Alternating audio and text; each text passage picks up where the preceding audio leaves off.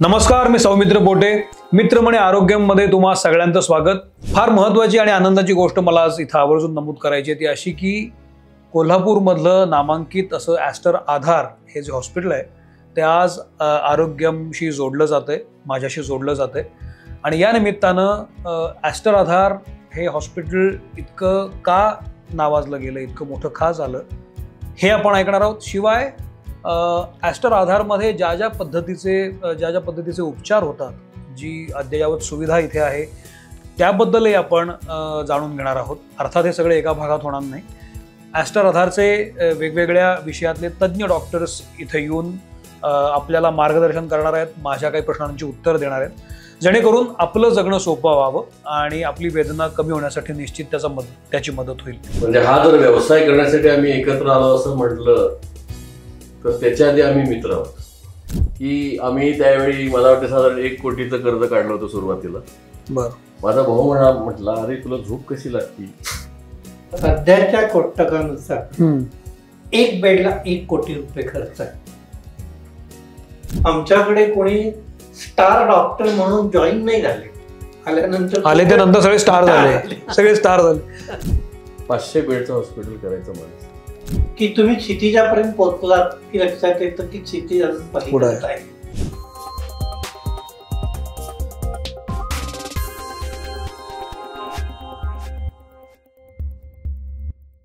तर तुम्हा सगळ्यांचं स्वागत. ॲस्टर आधारचे संचालक 2 आणि महत्त्वाचे डॉक्टर्स माझ्यासोबत आहेत.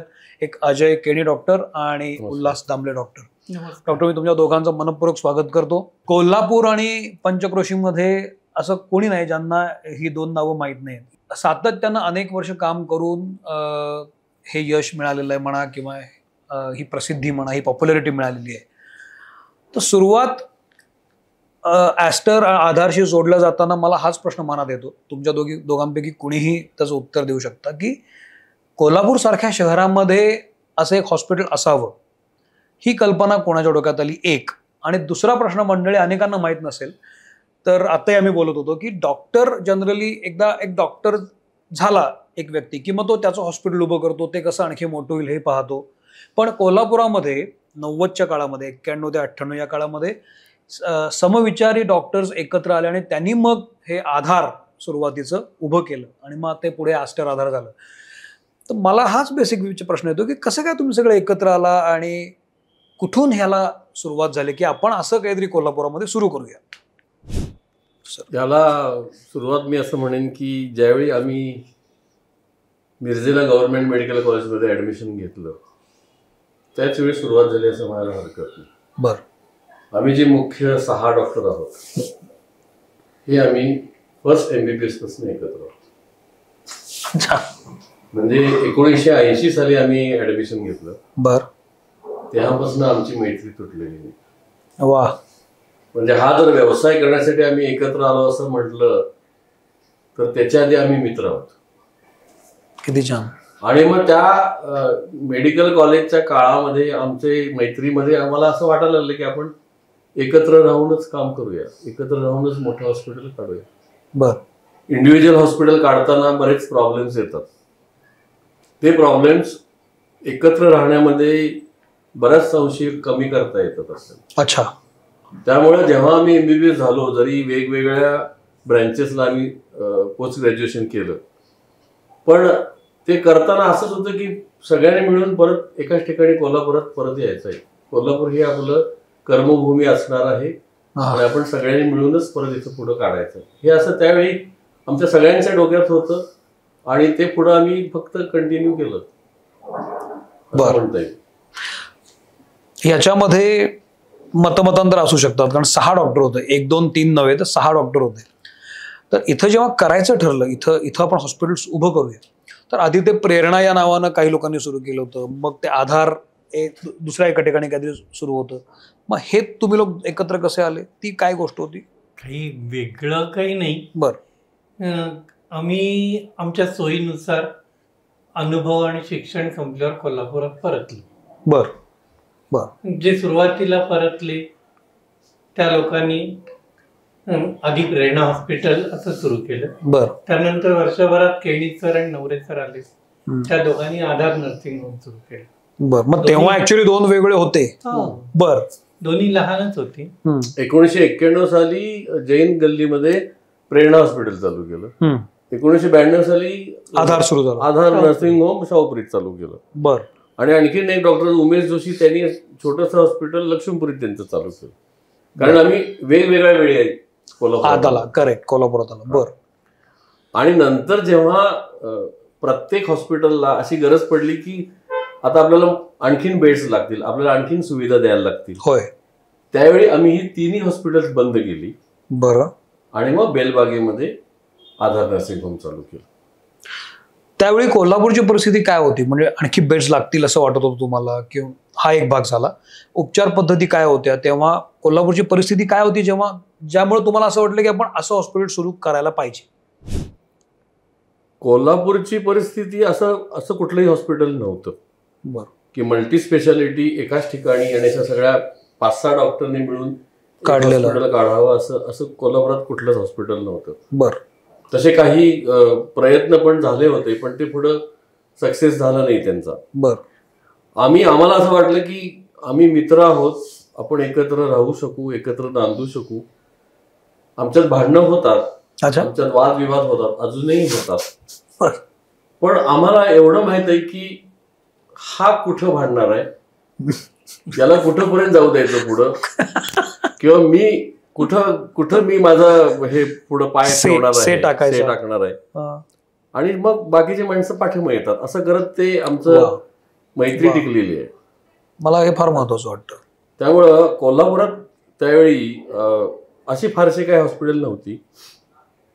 आणि तेव्हा काय, आता सुद्धा अशी परिस्थिती आहे की इंडिव्हिज्युअल डॉक्टरनं स्वतःचं हॉस्पिटल टाकायचं म्हटलं तर तुम्हाला एक कोणतरी गॉडफादर पाहिजे, किंवा तुमचं स्वतःच वडिलोपार्जित काही मोठी पाहिजे. आम्ही सगळे मिडल क्लास मधले, म्हणजे सगळी आमची पहिली हॉस्पिटल आम्ही काढली ती आम्ही कर्ज काढूनच काढलेली आहे. अच्छा.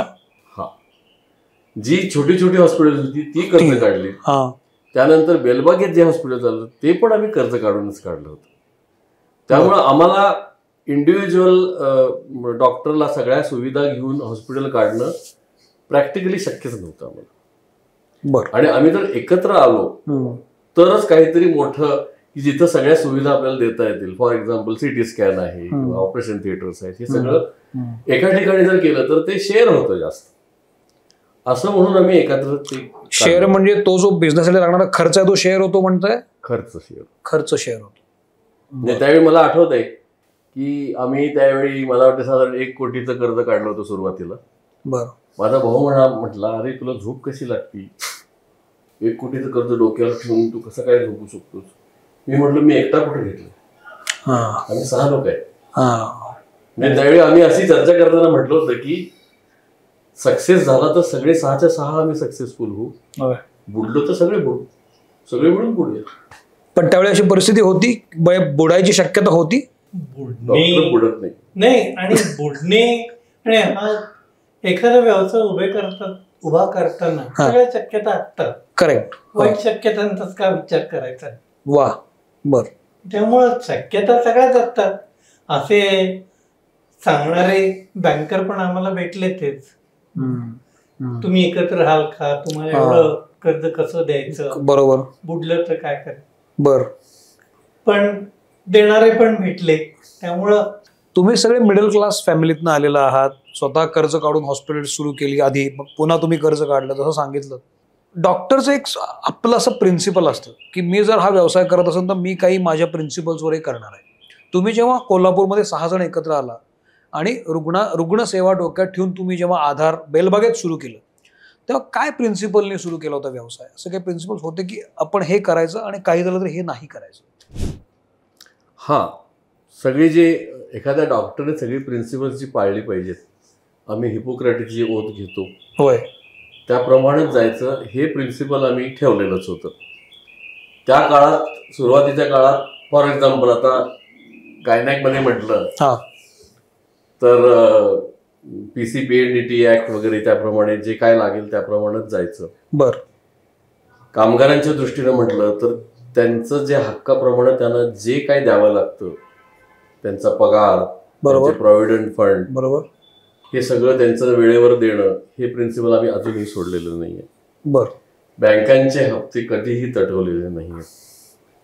म्हणजे अजूनही पहिल्या दिवसापासून जेव्हा मी बेलबागीत चालू केलं तेव्हापासून पहिल्या दिवशी सगळ्या कामगारांचा पगार होतो. अजूनही पहिल्या दिवशी पहिल्यांदा कामगारांचा पगार होतो, आमचा आठवड्यानंतर तयार होतो. तेव्हा कुठेही कुठल्याही पद्धतीनं हे जे प्रिन्सिपल्स आहेत, मेडिकल असू दे नॉन मेडिकल असू दे, ही प्रिन्सिपल्स आम्हाला ज्या आमच्या टीचरनी आम्हाला शिकवलं किंवा आमच्या घरातल्या आई वडिलांनी जे आम्हाला संस्कार दिले की बाबा प्रामाणिकपणे जे काम करायचं ते सगळं प्रामाणिकपणेच करतात. आधारचं ॲस्टर आधार कसं झालं, त्याची काय गोष्ट आहे? आधार मध्ये साधारण 6-7 वर्ष झाल्यानंतर आम्ही सुरुवात जी केली ती साधारणपणे 50 खाटांचं हॉस्पिटल म्हणून. प्रगती होताना आणखीन काही विभाग आले आणि आम्ही एका स्टेजला असा पोहोचलो की यानंतर आता जर पुढे जायचं तर या इथं काही शक्य नाही. एक मोठं रेफरल सेंटर सारखं जायला पाहिजे. पण वैद्यकीय व्यवसाय हा ज्याला अर्थशास्त्रामध्ये कॅपिटल इंटेन्सिव्ह अशा प्रकारचं आहे. खूप मोठ्या प्रमाणात कॅपिटल लागतं. किती मोठ्या प्रमाणात? तर सध्याच्या कोष्टकानुसार 1 बेडला 1 कोटी रुपये खर्च आहे. म्हणजे तुम्हाला जर 100 बेडचं जर व्यवस्थित सुविधा असलेलं हॉस्पिटल काढायचं असेल तर 100 कोटी रुपये खर्च आहे. डॉक्टर पण कमी होणार नाही. मग याच हिशोबानं 15 वर्षापूर्वी हा खर्च 30 लाखापर्यंत होता. तोही जास्त होता आमच्या दृष्टीने. त्याच वेळेला ॲस्टर ग्रुपचे चेअरमन डॉक्टर आझाद नोपे हे पण भारतीय डॉक्टर केरळमधले. त्यानंतर ते आपलं शिक्षण संपल्यावरती स्थायिक दुबईत झाले. आणि असं म्हणू शकतो आपण की मेड फॉर्च्यून ओव्हर देअर. तुमचा त्यांचा परिचय होता का? मी असं परिचय नव्हता. मग कसं काय? तर ते जेव्हा त्यांनी after he made Fortune he decided की आपण भारतात काहीतरी प्रयत्न करूया आरोग्य व्यवस्थेला. करेक्ट. मग हे कुठं करता येईल? ते केरळचे, त्यामुळे केरळमध्ये तर केलं. पण पूर्ण भारतात करण्यासाठी एक त्यांनी मार्केट सर्वे ज्याला म्हणतो आपण असा घेतला की टायर 2 आणि टायर 3 सिटीमध्ये कुठं शक्य आहे. 10-20 सिटींचा त्यांनी सर्वे घेतला असेल. इंडिया व्हॅल्यू फंड म्हणून एक व्हेंचर इक्विटी फंड होता. असं दोघांनी मिळून तो सर्वे घेतला. त्यात आमच्या ग्रुपचं नाव त्यांना कळलं. पण ते आम्हाला येऊन भेटले की असं आम्हाला पण इंटरेस्ट आहे आणि आम्हाला असं कळतंय की आपण पण काही एक प्रोजेक्ट उभा करू शकताय किंवा उभा करण्याच्या स्टेजमध्ये आहात तर एकत्र येऊ शकतो का आपण. जमलं का जमलं सांगणं अवघड नाही. त्यांनी आमचा अभ्यास केलाच होता. करेक्ट. म्हणजे ते आमचे पूर्वीचं आमचे सगळे रेकॉर्ड्स, आमचे फायनान्शियल स्टेटमेंट्स या सगळ्यांचा अभ्यास करूनच त्याला फायनान्शियली आमच्या सगळ्या गोष्टी क्लिअर होत्या. म्हणजे मी अभिमानाने सांगू शकतो की आमच्याकडे येणारा प्रत्येक रुपया हा रिसिटेड असतो. म्हणजे आम्ही सगळं वाईटच करतो. या लोकांना हे असंच पाहिजे असतं की आमचे सगळे जे व्यवहार असतात हे व्यवहार सगळे क्लिअर ट्रान्सपरंट असले तर त्यांना ते जास्त चांगलं वाटतं. हे त्यांना आवडलं आणि त्यांना इकडं बाकीचा सर्वे पण झाला असेल त्यांना या भागामध्ये गरज आहे मोठ्या हॉस्पिटलची असंही त्यांच्या लक्षात आल्यानंतर ते आमच्या ग्रुप बरोबर जॉईन झाले. हा जॉईन झाल्यावर खूपच मोठा फरक पडला एकदम. म्हणजे 50 खाटावर तुम्ही 250 वर आला. मगाशी तुम्ही जो एक प्रश्न केला की एवढं कर्ज घेताना प्रोजेक्ट करताना काळजी नाही का वाटलीये, तर ह्याच्यात मी उदाहरण सांगेन. संजय आरते म्हणून इंडिया व्हॅल्यू फंड मध्ये एक ट्रस्टी होते. ट्रस्टी म्हणून किंवा त्यावेळेला त्यांनी 2-3 इंटरव्ह्यू नंतर आमचं फायनल होत आल्यानंतर मला सांगितलं. ते त्यावेळेला मुंबईत होते आणि अशा खूप ठिकाणी इन्व्हेस्ट करायचे. त्यामुळे आम्ही इन्व्हेस्टमेंट करतो. काही बरं वाईट सगळे तुम्ही ऐका. बरं. पण मी तुला, माझ्यापेक्षा मोठे होते ते, मी तुला एक नक्की सांगतो, मी पण मराठी माणूस आहे, आपण सगळे मराठी आहोत, तर व्यवसाय मोठा करायला घाबरू नका अशा प्रकारे पार्टनरशिप मध्ये. मी तुम्हाला एक खात्री देतो, तो चालेल का नाही, सक्सेस मिळेल का नाही हे मला यार माहित नाही, पण आम्ही फसवणूक करणारे नाही एवढं नक्की तुम्हाला सांगतो. आणि धाडस करा, आम्ही तुम्हाला नक्की फसवणार नाही. माझ्या आमच्या सगळ्यांच्या अँझायटीच गेल्या, विश्वासात घेतलं त्यांनी. असं जेव्हा एकदम मोठं हॉस्पिटल होतं, म्हणजे आधी 50 होतं आणि ते नंतर 250 होतं, त्यामध्ये तुम्हाला काय काय गोष्टी इन्कॉर्पोरेट करता आल्या? हे मोठं झाल्यामुळे काय फायदा झाला? काय काय गोष्टी आल्या हॉस्पिटलमध्ये? म्हणजे सुरुवातीला आमच्याकडं बेड कॅपॅसिटी म्हणता येईल आपल्याला, सुरुवात करायची म्हटली तर बेड कॅपॅसिटी तर वाढली, आपण जास्त लोकांना आपण सर्व्हिस देऊ शकतो. करेक्ट. सुरुवातीला 2च ऑपरेशन थिएटर होती, आता ती आमची 7 ऑपरेशन थिएटर झालेले आहेत. वा. सुरुवातीला आम्ही फुल टाइम जे कन्सल्टंट आम्ही 6 जणच होतो, आज आमच्याकडे 62 फुल टाइम कन्सल्टंट्स आहेत. म्हणजे तुम्ही कुठलीही ब्रँच घ्या, त्या ब्रँचचे सुपर कन्सल्टंट इथं आमच्या बरोबर काम करतात.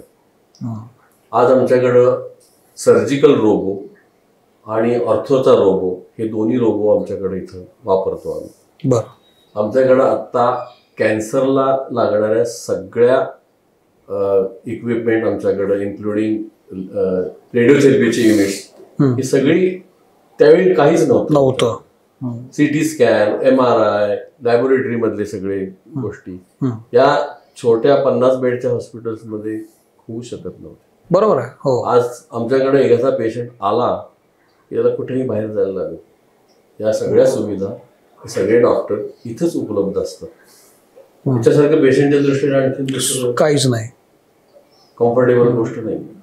त्यामुळे हे 50 बेड तर 250 बेड होत असताना ह्या सगळ्या गोष्टी त्यात अंतर्भूत झालेल्या. जनरली जेव्हा आपण एखाद्या हॉस्पिटलमध्ये नवीन नवीन उपचार पद्धती आणतो, 2012-13 मध्ये ॲस्टर तुमच्यासोबत आलं आणि आता या 10-12 वर्ष झाली त्याला सुद्धा, तर ते आल्यानंतर काय उपचार सुविधा होत्या आणि आता त्यात काय वाढल्या, कशा वाढल्या? एक.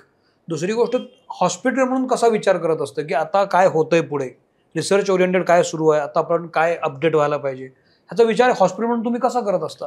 वैद्यकीय दृष्ट्या विचार केला तर आपण त्याला काही वेळेला प्राथमिक उपचार म्हणतो, जे PHCत होतात, की काही अडचण आली तर, किंवा द्वितीय स्तरावरचे उपचार, स्पेशलिस्ट लोक, इंडिव्हिज्युअल हॉस्पिटल्स असतात, काही आजारांमध्ये करतात.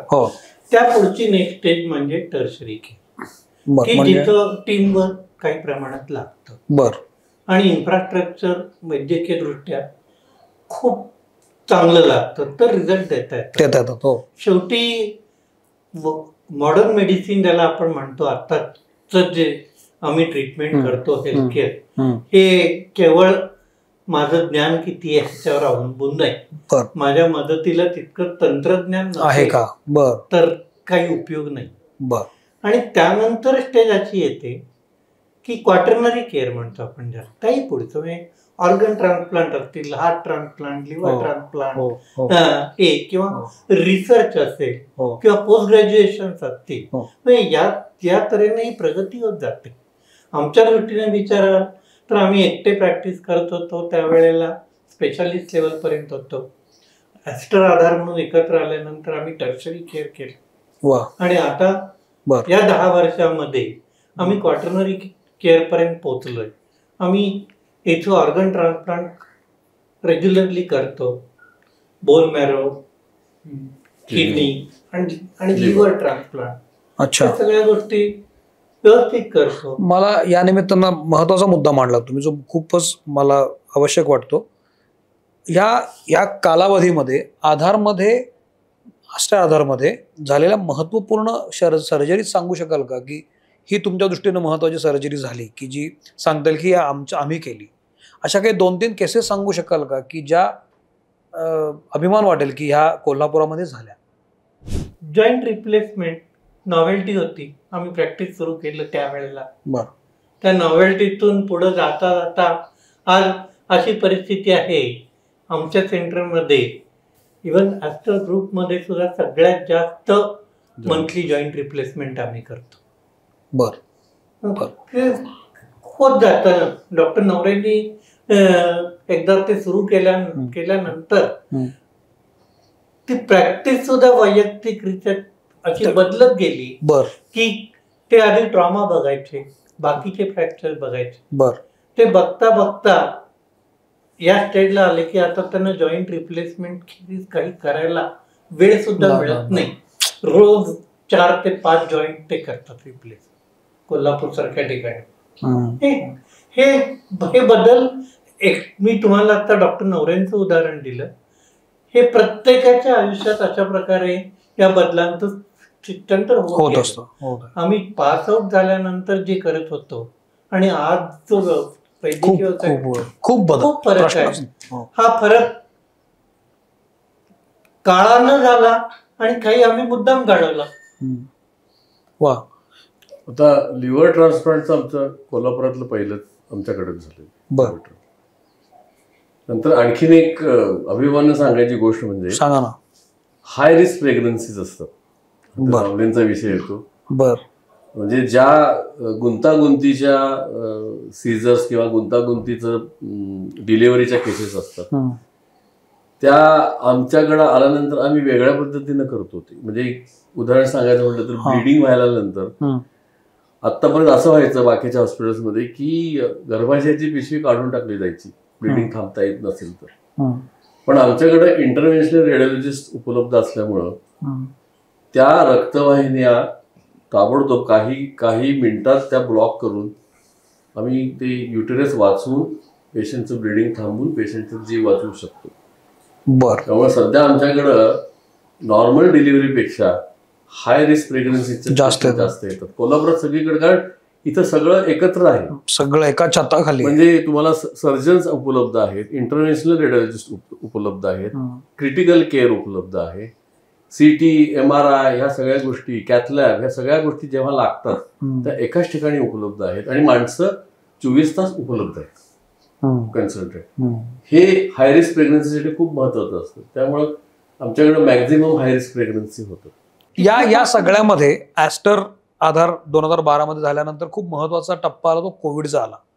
कारण यापूर्वी अशी परिस्थिती कधीच कोणी बघितली नव्हती आणि अचानक ती उद्भवली. या काळातला काही उल्लेखनीय काम किंवा या काळातलं जे एक ॲस्टर आधार तो काळ कसा अनुभवला? कसं आहे, ॲस्टर ग्रुप बरोबर असल्यामुळं जेव्हा कोल्हापुरात पहिली केस आली त्यावेळी आम्ही सर्व तऱ्हेनं तयार होतो. अच्छा. म्हणजे जेव्हा केरळमध्ये केसेस सापडायला सुरुवात झाली तेव्हा आमच्या ग्रुपनं सगळ्यांचे ट्रेनिंग सुरू केले होते. म्हणजे नेटवर्क हॉस्पिटल जेवढी आहेत आमची बरोबर सकाळी 9 वाजता दररोज मीटिंग व्हायची आणि प्रोटोकॉल्स काय आहेत, ते PPE किट कसं वापरायचं, ड्रग्स कशी घ्यायची, काय ह्याच्याबद्दलचं ट्रेनिंग आधीपासूनच चालू होतं. त्यामुळं जेव्हा पहिली केस कोल्हापुरातली पहिली केस आमच्याकडे प्रायव्हेटमधली आमच्याकडे झाली बरं त्यावेळी आमचं असं होतं की आम्ही तयार आहोत. जो वॉर्ड वेगळा पाहिजे ठेवायला, जे स्टाफ वेगळा ठेवायला, वेल इक्विप्ड आणि तयार होतो. मी असं म्हणेन आम्ही घाबरलो नाही की कसा पेशंट घ्यायचा आणि आपण कसं करायचं. त्यामुळे पहिला पेशंट ज्यावेळी आला त्यावेळी आम्ही we are ready as compared to probably other hospitals किंवा डॉक्टर घाबरले होते नको प्रायव्हेट मध्ये नको, बरोबर, म्हणजे आपल्याला नको असं. कारण नंतर ज्या पद्धतीने ते वाढलं त्या पद्धतीनं म्हणजे एक काळ असं होतं की जवळजवळ सगळं हॉस्पिटल आमचं फक्त कोविड भरलं होतं आणि आम्ही एका रूम मध्ये 2-2 पेशंट ठेवत होतो. आम्ही एकही ठेवणं मग शक्य नव्हतं, कमी पडत होतं. ऑक्सिजनचे प्लांट इथं ठेवायला लागला. ह्या सगळ्या गोष्टी जसं तसं लागत गेल्या. व्हेंटिलेटर्स घेत गेलो आम्ही सगळे. नंतर ते हाय फ्रिक्वेन्सी व्हेंटिलेटर्स असतात ते पण आम्ही घेत गेलो. म्हणजे ह्या गोष्टी आम्ही आमच्या नेटवर्कमध्ये असल्यामुळं किंवा आमच्या जे बेंगलोरचे डॉक्टर्स वगैरे ह्या सगळ्यांच्या चर्चेमुळं आम्हाला या सगळ्या गोष्टींचा याचा त्रास झाला नाही. म्हणजे आम्ही ते करतच गेलो सगळं. म्हणजे बाबा या आहे आमच्याकडे. आता आज मितीला ॲस्टर आधारमध्ये काय काय सुविधा आहेत? सुपर स्पेशालिटी हॉस्पिटल म्हटल्यावर बेसिक तर असणारच आहे, पण काय महत्वाच्या सुविधा तुम्ही आवर्जून उल्लेख कराल की इथं आपली सोय होते, इथं आपले उपचार होतात? काय सांगू शकाल महत्वाचं आहे? सुविधा सगळ्या आहेत. सगळं आहे काय आहे, पण तेच आहे. हा प्रवास असा असतो की तुम्ही सगळ्या गोष्टी उपलब्ध करताना मला एक थोडंसं विषयांतर होतंय, पण जयंत नारळीकरांचे एक शब्द आठवतात की तुम्ही क्षितिजापर्यंत पोहोचलात की लक्षात येतं की क्षितिज अजून पलीकडे आहे, ही विस्तारत जातात. असं आम्ही छोट्या हॉस्पिटल पासून इथपर्यंत आलोय, अजून वाटतं पण अजून पुढे जाता येईल. आज आता टप्प्यात पुढे दिसतंय की अजून न्यूक्लिअर मेडिसिन आलं पाहिजे, पेट स्कॅन आलं पाहिजे, किंवा मोठे कॅन्सरच्या रेडिएशनची अजून मोठी मशीन्स असतात ती आली पाहिजे. पण तिथपर्यंत पोचायच्या अगोदरचं सर्व काही आम्ही करू शकतो. सर्व डिपार्टमेंट, सर्व प्रकारच्या शस्त्रक्रिया, सर्व प्रकारची ऍडव्हान्स ट्रीटमेंट, जर त्याला आयसीयू रिक्वायर्ड असेल तर या सगळ्या सोयी आज करू शकतो. पण मग आता डॉक्टर म्हणाले त्याप्रमाणे जसे की क्षितिजापर्यंत पोहोचलं की पुढचं दिसायला लागतं तुम्हाला, हे काम कोण करत असतं तुमच्या टीम मध्ये की पुढं काय येतंय, आता काय करायला पाहिजे, आपण आता एक स्टेप पुढे कशी जायची, हे कोण ठरवतं? घडत जातं. असं काही टीम अशी काही नाहीये. बरं, पण अपडेट होत असाल, आपले डोळे उघडे ठेवले की आपोआप ते समजत जातं की आता काय पाहिजे, काय चाललंय जगामध्ये, काय नवीन व्हायला. आणि याचा आमच्या नेटवर्कच्या हॉस्पिटलचा आम्हाला फायदा होतो की तिकडं होतंय मग इकडं का होत नाही. म्हणजे ज्या गोष्टी बेंगलोरमध्ये होतात त्या इथं का होत नाही, किंवा ज्या गोष्टी दुबईमध्ये चालू आहेत आमच्या हॉस्पिटल्समध्ये ॲस्टरच्या, त्या इथं पण व्हायला पाहिजेत. मग तसं जसं इथं लोकल जे प्रॉब्लेम्स आहेत ते सॉल्व्ह करून आम्हाला ज्या गोष्टी घेता येतात त्या आम्ही घेत राहणार. येत्या काळात काय आणखी नवीन आधारमध्ये येणार आहे का? ॲस्टर आधारमध्ये काही नवीन सुविधा काही पाईपलाईन मध्ये आहे का की आता दिसेल, आता यायला लागेल? यावर्षीच आम्ही 3 मोठ्या नवीन सुविधा आणल्या म्हटलं तरी चालेल. कुठल्या? ऑर्थोपेडिक रोबो आणला, जॉईंट रिप्लेसमेंट मध्ये मदत करणारा. बरं. इन विट्रो फर्टिलायझेशन जे आमच्याकडे नव्हतं, कोल्हापुरात खूप ठिकाणी आहे पण ॲस्टर मध्ये नव्हतं, IVF. आणि थर्ड म्हणजे सर्जिकल रोबो पण आणलं सर्जरीमध्ये. बरं. त्याचबरोबर बोन मॅरो ट्रान्सप्लांट हिमॅटॉलॉजिस्ट मिळाल्यानंतर आम्ही यावर्षी सुरू केलं. हे होत जातं, ही डिपार्टमेंट माणसांभोवती डेव्हलप होतात. असं नुसतं काहीतरी उपकरण आणून माणूस नसेल ते वापरायला तर काय उपयोग आहे. त्यामुळे आधी माणूस डेव्हलप करावा लागतो. बरोबर. मग त्या माणसाला खात्रीपूर्वक आपण सांगायला लागतं की नाही तू आलास इथे थांबलास तर आम्ही जे तुला पाहिजे ते उपलब्ध करून देऊ शकतो. अशी करतच माणसं. आमच्याकडे कोणी स्टार डॉक्टर म्हणून जॉईन नाही झाले, आले त्यानंतर सगळे स्टार झाले. हा, म्हणजे ही एक आमची विचारसरणी झाली. पण अशी पण एक विचारसरणी असू शकते की जे आम्हाला शक्य नाही की हे सगळं आम्ही आणतो, तुम्ही येऊन काम करा. स्टार लोकांना टाट बोलवायचं. फॉर एक्झाम्पल अंबानींचं हॉस्पिटल समजा कोकिळाबेन अंबानीचं, त्यांच्याकडं फायनान्सचा काही प्रॉब्लेम नाही, त्यांनी सगळं तयार केलं आणि मग लोकांना घेतलं. करेक्ट. तसं नाहीये आमचं. आम्ही ऍक्च्युली स्टार्टअप सारखं झालं ते, आधी करा आणि मग तसं. तुम्ही 6 मित्र, ते 6 जण कोण होते नाव सांगा मला, ती नावं चालली नाही. ते कोण 6 वीर होते जे एकत्र आले? डॉक्टर दामले, मी doctor Keni, doctor Shailendra Navare orthopedic surgeon, doctor Sanjay Deshpande general surgeon, doctor Ajit Kulkarni pulmonologist आणि doctor Umesh Joshi ENT surgeon. अच्छा, हे 6 जण होते. यातले काही लोक म्हणजे दामले आणि नवरे तर दुसरीपासून एकत्र आहेत, शाळेतले एकत्र आहेत. बर. उमेश आणि शाळेतलेच. अच्छा, ह्या ॲस्टर आधारमध्ये तुम्ही जेव्हा तुमच्याकडे लोक येतात ते साधारण कुठल्या भागातले जास्त असतात?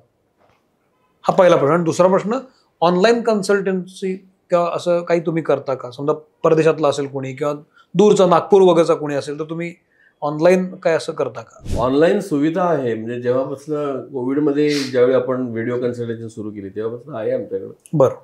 पण आमचा जो पेशंटचा वर्ग आहे ते त्यांना प्रत्यक्ष यायची इच्छा असते, त्यांना डॉक्टरनी प्रत्यक्ष समोरासमोर हात लावला पाहिजे, केला पाहिजे.